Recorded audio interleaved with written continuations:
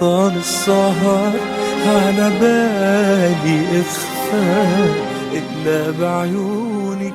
طال السهر والسهر يطول وقت يكون معنا نجمنا الغالي. هو طبعا اسم يعني ما شاء الله على هذا الاسم اللي فرض نفسه خاصة يعني بأدواره المتميزة. وهو فنان عراقي يعد واحد من الفنانين المتعددي المواهب، فنان إعلامي ناجح استطاع يعني بتعدد مواهبه أن يوصل إلى قلوب الناس، وشاهدوه يعني في عدة أعمال متميزة ما شاء الله. يعني عنده طلة حلوة، كل ما يطل في التلفزيون إلا وياخذ قلوب المشاهدين. الليلة راح نجي اتباعا وراح نتعرف عليه أكثر. خلينا نمشي مباشرة إلى العراق الحبيب مع فناننا الغالي أثير كشكول. أثير مساء النور ومرحبا بك. مساء الخير عليك أستاذ مهدي وعلى كل مستمعين راديو هوانا من الجزائر، وهذه فرصة طيبة أنه أظهر لك فنان من العراق إلى محطة إذاعية متميزة مثل إذاعتكم الكريمة. شكرا لك يا غالي، وفرصة ندردش ونحكي. اي والله يا ريت، شوقنا لهذا اللقاء. جاهزين أستاذ؟ الله يسمع. شنو أحوالك أثير؟ تمام؟ والله تمام الحمد لله أشكر. الحمد لله ماشي الأمور. سعداء جدا بمصافحتك وتواجدك معنا على الراديو. والله أنا أسعد يعني كلش فرحان بتواجدي وياكم بإذاعتكم. فرصة إنه نوصل رسالتنا للجمهور العربي عن طريق الأثير مالتي. شكرا لك يا غالي. بداية أثير يعني الجمهور يسأل شنو محضر رمضان، ونعرف إنه رمضان على الأبواب. والله هو لحد الآن إحنا ما مرتبين موضوع رمضان، لأن تعرف إحنا برنامجنا هو برنامج أسبوعي وموسم يعني كامل. نعم. فالبرنامج ياخذ وقت من عندنا اسبوع كامل، كتابه وتحضير، نحن نكتب مشاهدنا وتصوير ويعني موضوع هو الكوميديا كثير صعب مو سهل. صح. فياخذ من وقتنا، لذلك احنا يعني من شغلين اكثر من شغلنا في البرنامج. يعني كولات فضيل. نعم. يعني ان شاء الله اكو اعمال حلوه رمضان يعني، بس لحد الان ما خاص اللمسات الاخيره فيها. واضح. أثير أنا ذكرت لك يعني بالتنسيق عملت لي هجوم من الفانس وكذلك المحبين لأثير كشكول. خلينا نسمع ماذا قالوا عن أثير كشكول، وبعدها راح نسمع تعقيبك وردك. اتفقنا يا أثير؟ يلا متفقين.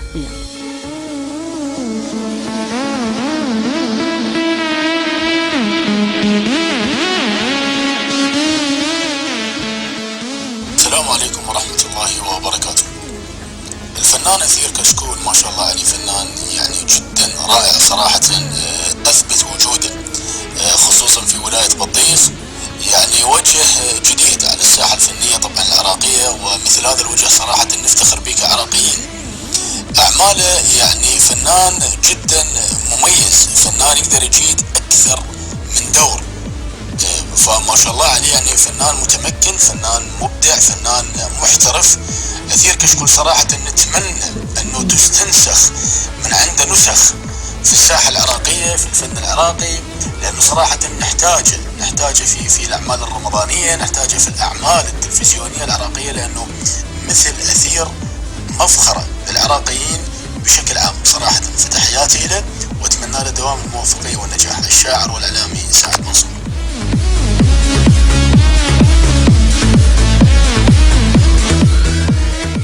فنان أثير فنان راقي، أعماله كتير راقية ورائعة. بتمنى نلتقي فيه عن قريب، وبتمنى له كل النجاح وكل المحبة. ورد من سوريا.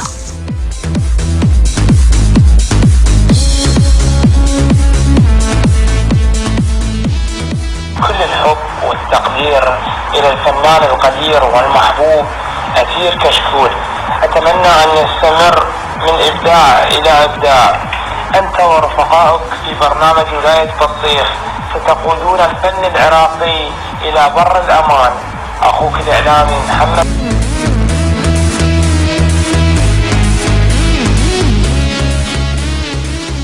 أثير كشكول هذا النجم المبدع والمميز الذي رسم البهجة على الوجه العراقي بإبداعه في تجسيد عدة شخصيات مختلفة، وإن شاء الله أن يحقق مع زملائه نقلة نوعية في فن الكوميديا العراقي. مع تحياتي علي محمد.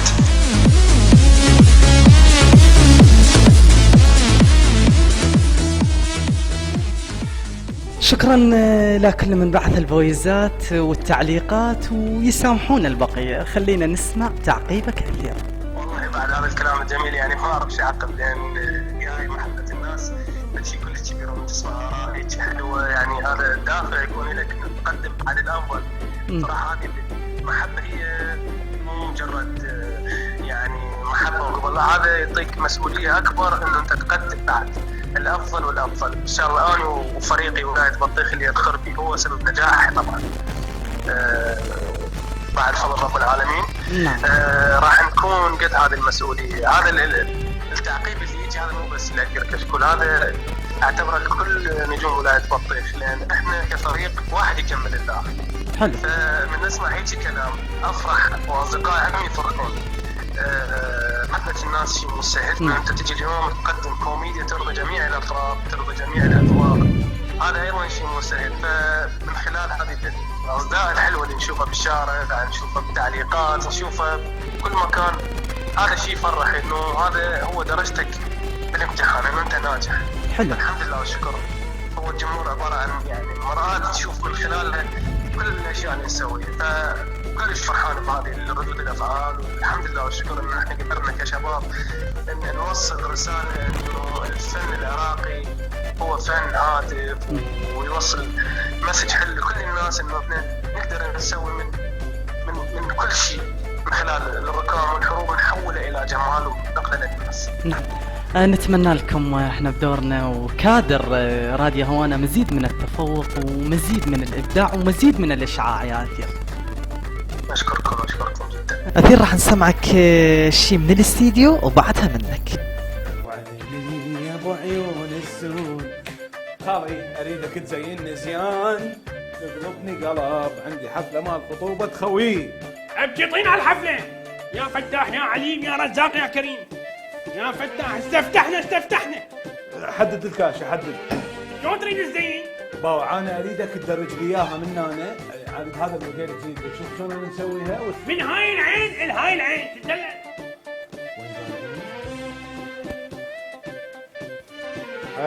شباب ما سمعك انت عم تسمعني ما تسمعني. شنو هاي خليتها على حد؟ مو حتى بيوقع شعر على لحيتك. لحيتي انا؟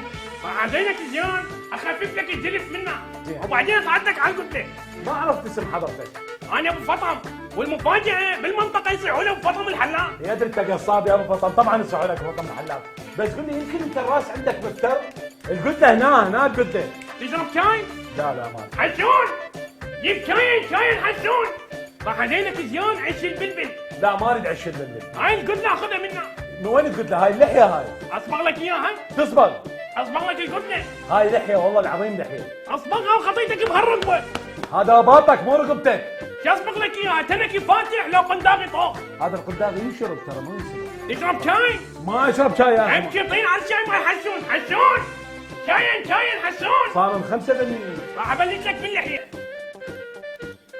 لا تسمع ده زين يا اخي مو هاي اللحيه. بلش بالقده، القده مالتك انت بلش بيها. دور ابكي طين على القده.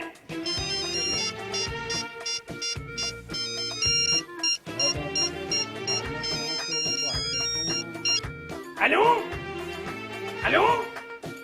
ما سمعك. طبعا ما تسمع، خليه على ابنك. الو صوتي بعيد ما تسمعني. دخلني على حدك. الو انت بغير مكان ما سمعك زين. لك بابا سد التليفون، سد منين تعرف انت الاجهزه؟ اي والله ابتلينا بهاي الاجهزه الحديثه منين طبت لنا؟ لك يا حديثه لك هذا نوكيا قدمتها هديه لهتلر. الله يرحمه ايام التليفون الارضي. شنو التليفون لك ايش يسوي؟ تشرب شاي؟ ما اريد شاي. حسون شاين صار 6. هاي شنو وزناتك؟ ابكي طين على وزناتك. راح اخذ لك خيط. شلون؟ خيط. زين ما بيسلف الخيط مالتك؟ خلنا اخذ لك خيط. ما اريد خيط. ما اريد. هذا شلون يفسر مدارتين؟ ما اريد هذا خيط. انا ابو هذا زيان، لا ابو حتى هذا صاحي ما اروح له بالخطوه. هذا زعل كله من ورا حسون. مو قلت لك شيب شاين لحد ما زعل ورا. نعم أثير. أبو فطم طبعا أكثر من 25 تعليق طلب أنه هاي تنبث بالمقابلة. سمعنا من الاستديو. اوكي، والان لك الدور. بماذا ستجود بنا في هذا التوقيت يا اثير؟ طبعا اول شيء هو هذا الكاركتر. نعم. يعني هو مو يجي لحظه راسا، لا، هذا الكاركتر هو عباره عن ترجع لي بحياتي الطبيعيه، يعني مو كوميدي. نعم. بس الكوميدي احنا نعتبرها صناعه. هذا الفضل الكبير يعود المخرج الرائع علي فاضل، اللي هو تحياتنا له على تفصيله. تحياتي الى نعم الكبير علي فاضل. فانا افرح من اشوف هذا الكاركتر نجح، لان هذا نتيجه جهد وتعب وتحضير وتدريب وتدقيق. يعني انت شلون المدرب اللي يقول لك لا لياقتك لازم تصير اعلى بعد. نعم. علي فاضل نفس الشيء، يقعد يقول لي لا هذا الكاركتر لازم يجي صوته، لازم يجي حركاته، لازم كذا وكذا، يدقق حتى ينجح ويوصل للناس، وكل ما يكون قريب من الناس ينجح اكثر. فابو بطم يعني الحمد لله والشكر، اول مشهد له حقق اصداء كلش عاليه ومشاهداتهم عاليه. نعم. بديت امشي بالشارع واشوف الجمل مالته ابجطين حسون. هو هذا الموضوع يعني. نعم. اكو تعليق ثاني على موضوع الكاركتر. اوكي نسمع. الناس يشوفون الناس يشوفون الشارع، يلا سوي لنا ابو فطم، سوي لنا الحكي. هم ما يعرفون انه اني هذا الموضوع احضر لي، يعني حتى مرات لقاءات فالمقدم يقول لي يلا مثلنا المشهد، يقول لي انا والله يعني انا ممثل نفسيا يتحضر، يلا يسوي هذا الموضوع. اوكي. انا اتحضر للقاء. اوكي. اتحضر انه اجي اسوي لك نعم مشهد وشي، هذا يراد له تحضير، يراد له انه ادخل الفيديو. أثير بصراحة هي طلب من المستمعين، هم حاليا بالاستماع فطلبوا أكثر من واحد يعني، وشنو اللي محضره جمهورك؟ أكيد إحنا همنا وغمنا إنه المستمعين وجمهورك يعني. نعم تفضل. يعني شنو الطلب اللي الطلب أي فعالية من عندك، المهم تكون كوميدي. نعم. هو هذا الموضوع، انه احنا بالحقيقه مو حشاشه، احنا ممثلين. نكتب موضوع ناسسه يلا نمثله. لانه تجي ترتجي الشيء راسا، هو هذا الموضوع اللي نعاني من عنده. يلا مثلنا هيك. هو الجمهور الشغلات اللي يشوفها هاي نتعب عليها، يلا نقدمها. هي مو تجي ارتجالا ونحكي. هو الجمهور على راسي يعني. بس لا يردون اشياء بالحلقه الجديده ان شاء الله، يعني كلش تعبانين عليها. خلي يصبرون، ما ظل شيء على الخميس. يلا ويشوفوها. ولا يهمك يا غالي، ولا يهمك يا عمري. أثير. يعني أحسك كأنك يعني صحيح إنه الواحد يندمج مع المجموعة، والكل يقول البعض إنه الشخصيات اللي يجسدها أثير كشكول تكون جانب آخر من حياته. أنت شخصيا صحيح هذا ولا لا؟ طبعا أكيد، يعني أنا حياتي الشخصية ما لها أي علاقة بأي كاركتر أقدم. نعم. الكاركتر اللي أقدم، أي كاركتر أقدمه نفس الناس يكون موجود بالواقع، موجود بحيث من يطلع المتلقي والمشاهد يشوف يقول اي والله هذا نفس عمي، اي والله هذا نفس اخوي، اي والله هذا فلان عندنا بقرايبنا. فهاي الطريقة انه توصل للناس بسرعة. نعم. ما تستجدي من عندهم الضحكة، لا انت بس تدخل القلب. فهذا الموضوع قلت لك تبحث في البحث نعم. والتركيز بكل تفصيلة قبل ما يطلع المشهد، تتقنها اتقان تام. يلا طلع الموضوع اي بالاضافة انه شغلة ثانية، انه هذا الكاركتر انا مو وحدي، المجموعة هي عبارة عن خلية نحل. يعني انا القى تحشيشة اعطيها الامير، هو ما توالمني. امير يلقى شغلة يعطيها الاوس. كل واحد له فد ميزة معينة بالكوميديا اللي يقدمها. فانت من تقعد تحضر البرنامج راح تشوف اشكال والوان، يعني تشوف الثاني يقدم لك شيء، تشوف اوس فاضل يقدم لك شيء، تشوف امور يقدم لك شيء، وبقية الشباب يعني امير ابو الهيل وفكرة ووسام وضربان كلهم يتعبون بالبرنامج ويبحثون حتى نطلع حلقة متكاملة. كشكول مو واحدة راح ينجح البرنامج، لا، لولا وجود علي فاضل والشباب البقية مشهد أثير ومشهد أمير ومشهد أوس ومشهد غسان ما ينجح. احنا شيء كمل شيء. وثاني شيء الانسجام إلى دور كلش مهم بنجاح الفريق. أنا إنسانيا أحب أمير وأوس وغسان وفكرة وعلي فاضل، فراح اقدر ابدع وياهم. بس اذا اكو شيء داخلي ضد اوس او ضد غسان ما راح اقدر حتى افكر انه اشتغل. فعلا المحبه والانسجام والاخوه هذا عامل مهم بالنجاح. تحياتنا لهذه المجموعة اللي أبدعت، وأنه يعني همها أنه توصل الفرحة وتوصل له الابتسامة على وجوه الشعب العراقي، ومو فقط الشعب العراقي.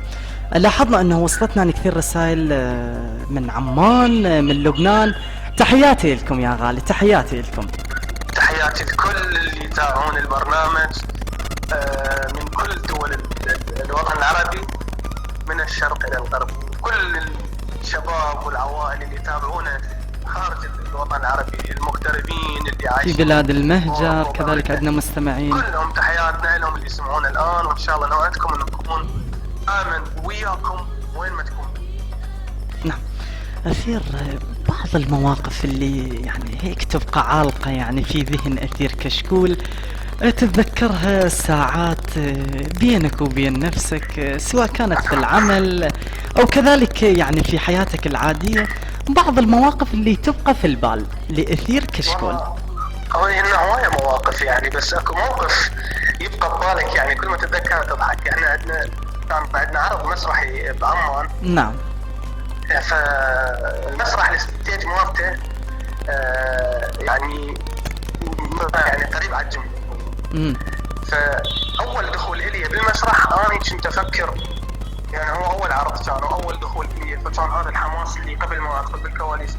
فاول ما فتحوا لي الستاره مال الكواليس انا ركضت ركضه بحيث انا اركض طلعت الستيج خلاص وانا بنص الجمهور طاير وقاعد على الجمهور. يعني هذا الموقف عمري ما راح انساه. يعني خلصت الستيج وبعدني اركض وانا سبت الجمهور منا ومنا، انا بالممر يعني طاير بالجو. وياي لحظات تصير عندك كلش بطيئه بس يصير عندك الجمهور سريعه. فنزلت بنص الجمهور فكملت المشهد بنص الجمهور، شو اسوي يعني؟ ورجعت صعدت على الستيج وانا ومثل يعني. وهذا القصص عمري ما راح انساه يعني. صرت كلش حذر انه الدخول مالتي شويه احسن يعني. تعاملك كثير مع الفانس، يعني لاحظنا انه عندك فانس كبير، عندك جمهور كبير، تعاملك معهم كيف؟ والله هو الفانز دائما يعني يجزولك رسائل يعبروا لك عن حبهم ويجزولك صور مصمميها لك، هذا الشيء كلش حلو، والتواصل وياهم ضروري. انا ما اكذب عليك الفتره الاخيره نعم بسبب يعني قمت كلش قليل انه احدد وقت اتواصل وياهم، لان رسائل هوايه وظروف العمل كذلك، ويعني العائله من كثير امور. بالضبط. وانت حياتك يعني متقسمه الى انهم ما يعرفون، مو كلهم يعني اغلبهم ما يعرفون انه وقتك انه انت تقعد عندك وقت كتابه وعندك وقت التزامات اخرى كقناه كحضور محافل كايفنت او حضور مؤتمر صحفي او تصوير اعلان. وبعدين ترجع تشوف عائلتك تتواصل وياهم، بعدين تروح تشوف قرايبك. بس هم الفانز اكيد لهم وقت انه اجاوب على كل الرسائل، حتى لو عليهم ما اجاوب عليه، حتى لا يكون انه ماخذ على خاطر لازم لا اجاوبهم، لان هم هذول هم رصيد نجاحنا يعني. فانز ايضا بالشارع هم يعني بنشوفهم نتصور وياهم ونحكي وياهم يعني هو شيء مفرح كلش يعني. اكيد هاي الناس كلها تحبك. الله يحفظهم ان شاء الله ويزيد محبتهم لأثير. فدوى لعمرك. نعم أثير، منو من الناس يعني المقربين منك انت اللي تحس يعني عمل معك معروف كبير في حياتك، في نجاحك، في تجربتك كذلك ايضا، يعني ما تنسى هذا الشخص؟ والله هو اني اقرب، مو يعني اقرب لي، اول شخص اللي مؤثر بحياتي. نعم. وحدث لي هذا التغيير هو علي فاضل. تحياتي. انسان انا متاثر فيه جدا. دائما انت تتاثر بانسان ناجح، تشوف انه هو ناجح فتتاثر به. انا ما يجي واحد يعطيني نصيحه بس انا اشوف حياته الشخصيه شنو، ما محقق شيء في حياته فما اخذ بنصيحته، لان هو كان سوى شيء لنفسه، مع احترامي لكل الاراء اللي تتوصل. نعم. بس اي انسان ناجح ينطيني كلمه هاي اعتبرها كنز. علي فاضل وبقيه الشباب طبعا ككادر ولايه البطيخ، بس هو بالدرجه الاولى يعني علي فاضل هو صاحب الفضل بوصول الفريق لهاي المرحله من النجوميه ومحبه الناس. الله يحميه ان شاء الله. انسان نكر ذاته، دائما يشتغل على الممثل وياه، يتعب ما ينام هوايه، وقت راحته مخصصه الك، وقته كله الك. تستاهلون يا استاذ أثير. نعم أثير، الاعلام العراقي بس صوتي قطع. والله بصراحة يثير هسه الاتصالات يعني كثير. ذكرنا انه في بداية المقابلة انه بدون اتصالات. الاعلام العراقي هل انصف أثير كشكول والا لا؟ الحمد لله والشكر. احنا يعني كوصول للناس ما يحتاج انه تتعكز على فضائية مشهورة او شيء، لا احنا وصلنا عن طريق السوشيال ميديا بداية الاعلام العراقي. يعني هو الحمد لله والشكر هواية قنوات عراقية سوت ويانا لقاءات، سوت تقارير عنه، ما قصروا ويانا يعني كلش ما قصروا يعني الاعلام العراقي. وما اعتقد انه احنا مظلومين حتى يجي واحد ينصفنا، لا احنا بدنا نطرح اشياءنا بطريقه حلوه وبدنا نوصل للناس. يعني اللي بدا ينصف الاعلام هذا الانسان اللي مظلوم المأخوذ حقه وما يقدر يوصل للجهه اللي يريد يطالب بحقه. بس احنا الحمد لله والشكر يعني وصلنا عن طريق السوشيال ميديا وايضا قناتنا الفضائيه اللي نشتغل فيها. تحياتنا لهم. تحياتنا للجميع. اي يعني الحمد لله والشكر. الحمد لله. يسلموا عليك فادي من الأردن، عسل من أربيل، شيرين أحمد من لبنان، رورة عطية من سوريا. يا أستاذ مهدي متأخرة اليوم وما سمعت الفويز. شكرا لك رورة، إن شاء الله بكرة تنزل المقابلة وراح السمعين. المخرج كل اللي يبعثون رسائل. المخرج سمير سلم لي عليه هواي. طارق حلمي، اليوم استاذ مهدي جدا حلوة ورائع الحوار وعجبني كثير ضيفك. بتمنى لك التوفيق وسهرة سعيدة. شكرا لكم يسامحونا البقية. شكرا. نعم أثير. والله أنا أشكر كل اللي يبعثوا رسائل وكل شخص إذا يبعث رسائل وما لحق يعني الوقت ما خلانا نقرأ رسالته. فأقول لكم أنا أشكركم وأشكر كل مشاعركم النبيلة اللي تدزوا لنا. هاي محبتكم يعني هي تاج على راسنا إن شاء الله، وإن شاء الله يا ربي نكون دائما عند حسن ظنكم إن شاء الله ونقدم لكم ما هو أحسن. نعم أثير، بعد هذه النجاحات المستمرة هل إنه انعرض عليك بعض الأعمال الأخرى؟ هو أكو عروض يعني إنه أشتغل أعمال أخرى، بس أنا ما أقدر أشتغلها لأن أنا حاليا مع فريق ولاية بطيف، وإن شاء الله نبقى مستمرين بس الفريق وباقين سوا. وما أعتقد إنه إحنا راح ننزل بغير أعمال يعني أشخاص. إن شاء الله الله لا يحرمكم عن بعض. وإن شاء الله نبقى سوا ولحد ما نعجز. إن شاء الله الله لا يحرمكم إن شاء الله عن بعض. إن شاء الله يا عمري. أثير كشكول، وقته يعني تشوف فيها نفسك على التلفزيون، هل انه تراجع نفسك يا ريتنا عملت كذا ويا ريتنا غيرت كذا، ولا فقط يعني تنتشي على التلفزيون ويعني وبدورك وبنجاحك؟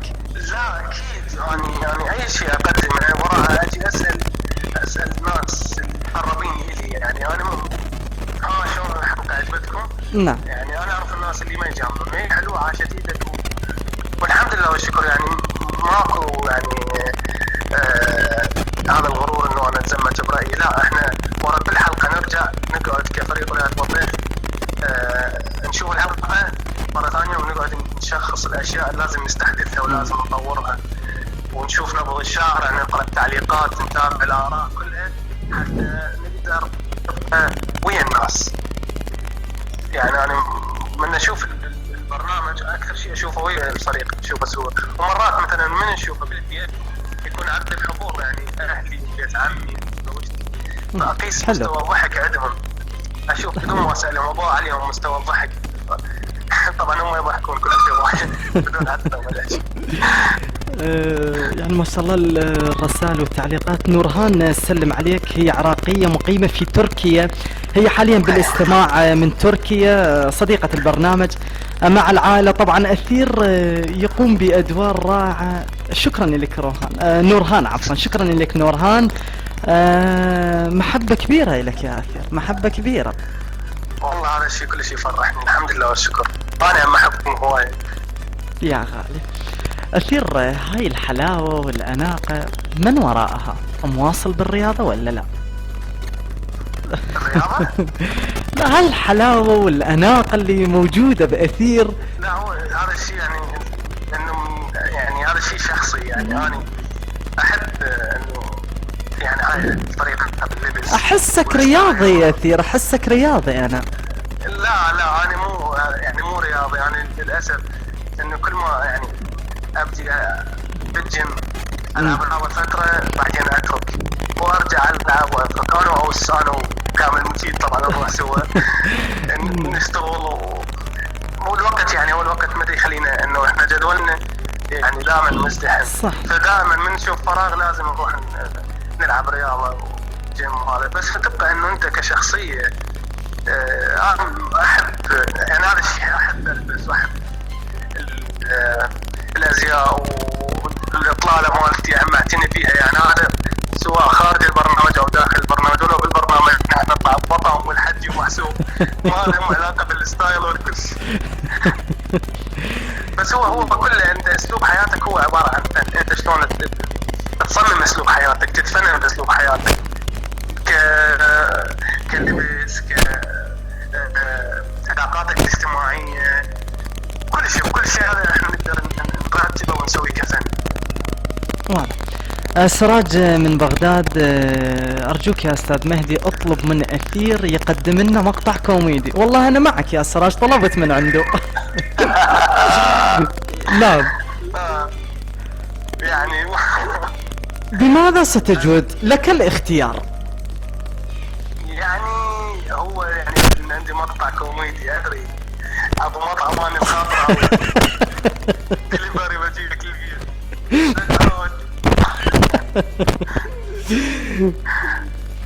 واضح. حبايب على راسي يا عم. شكرا لك يا غالي، والله أقولها يعني من خيرة المقابلات اللي عملتها مع فناننا ونجمنا الغالي أثير.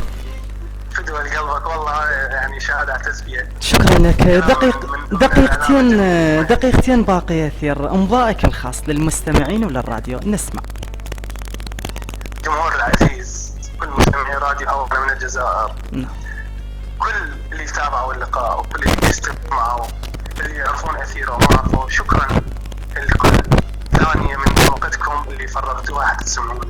شكرا لكل من بعث مسج، شكرا لكل اللي قاعدوا يستمعون للقاء، شكرا لكل الجمهور اللي يحبني. محبتكم هي رصيد نجاحي. حبكم هذا والله العظيم يفرحني كل شيء هواي ويخليني أكون بعد أكثر عطاء لكم، وإن شاء الله يا رب راح أكون دائما وياكم أنا وفريق ولاية بطيخ. شكرا للمهدي الجميل اللي دار اللقاء بطريقة حلوة. شكرا لكل اللي خلف الكواليس وخلف المكسر من مخرج ومعدة الصوت وكل القائمين على إذاعة هوانا من الجزائر. شكرا لكم لهذا اللقاء العظيم. أنتوا دائما راح تكونوا سباقين بنقل كل رسائل الفنانين ومشاهدهم وأعمالهم خلال برنامجكم، وأنا متأكد من هذا الشيء. أحبكم كل شيء هواية. الوقت طبعا يعني أختصرها بكلمة أحبكم، لأن الحكي كله يعني ما يكفي ويوفي. الله يديمك ان شاء الله ويديم هذا الحب. وصلتنا رسالة أخيرة ولازم أقراها من أحمد القريشي، يسلم عليك وشاكر حضورك الليلة على راديو هوانا، ونتمنى لك يعني الوقت داهمنا، نتمنى لك كثير مزيد من التفوق ومزيد من الإبداع ومزيد من الإشعاع، لأنك فعلا فنان راقي وتستحق كل الخير يا غالي. أشكركم جدا وأتمنى لكم يعني سهرة سعيدة مع بقية برامجكم، ونتابع الإذاعة إن شاء الله. إن شاء الله. شكرا لك كثير، تحياتي. شكرا. تحياتي لكم وتصبحون على خير. شكرا، تصبح على خير.